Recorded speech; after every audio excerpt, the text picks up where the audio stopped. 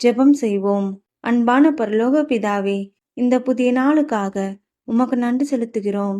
அப்பா, என்று நாங்கள் மிகவும் சோர்ந்து மனம் நொந்து வார்த்தைகள் கூட வராத நிலையில் முன் வந்திருக்கிறோம். கர்த்தாவே, எவ்வளவு ஜெபித்தோம், எவ்வளவு காத்திருந்தோம், ஆனால் இன்னும் பதில் வராததால் எங்கள் இதயம் நொறுங்கி வார்த்தைகள் கூட கண்ணீராக மாறிவிட்டன.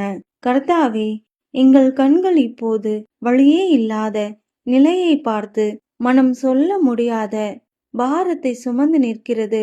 இந்த நேரத்தில் யாரிடமும் சொல்ல முடியாத வலி உம்மிடம் மட்டுமே ஊற்றுகிறோம்.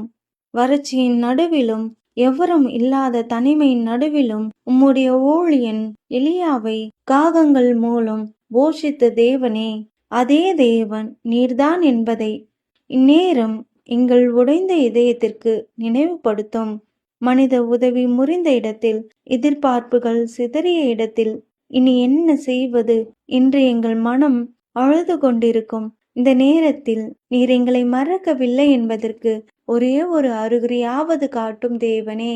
எங்கள் தேவைகள் சிறிது அல்ல கர்த்தாவே, எங்கள் வேதனை உம்முன் மறைந்தது அல்ல, ஆனால் உம்முடைய கிருபை போதுமானது என்பதை இந்த கஷ்டங்களின் நடுவிலே எங்கள் உடைந்த வாழ்க்கையில் உமது கிருபையை வெளிப்படுத்தி அதை அனுபவிக்க எங்களுக்கு தயை செய்யும் கர்த்தாவே.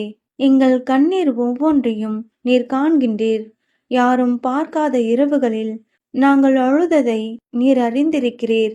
தேவன் எங்களை மறந்து விட்டாரா என்று எங்கள் உள்ளம் கேள்வி கேட்ட அந்த நிமிடங்களையும் நீர் பார்த்திருக்கிறீர். இன்றைக்கு எங்கள் விசுவாசம் முறியாதபடி எங்களை தாங்கிக் கொள்ளும்.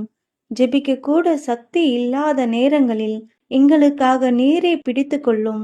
தேவன் என்னை மறந்து விட்டார் என்ற பொய்யான எண்ணம் நீங்கி கர்த்தர் இன்னும் செயல்படுகிறார், எனக்காக அவர் அமைதியாக வேலை செய்து கொண்டிருக்கிறார் என்ற உயிருள்ள நம்பிக்கை எங்கள் உள்ளத்தில் பிறக்கச் செய்யும்.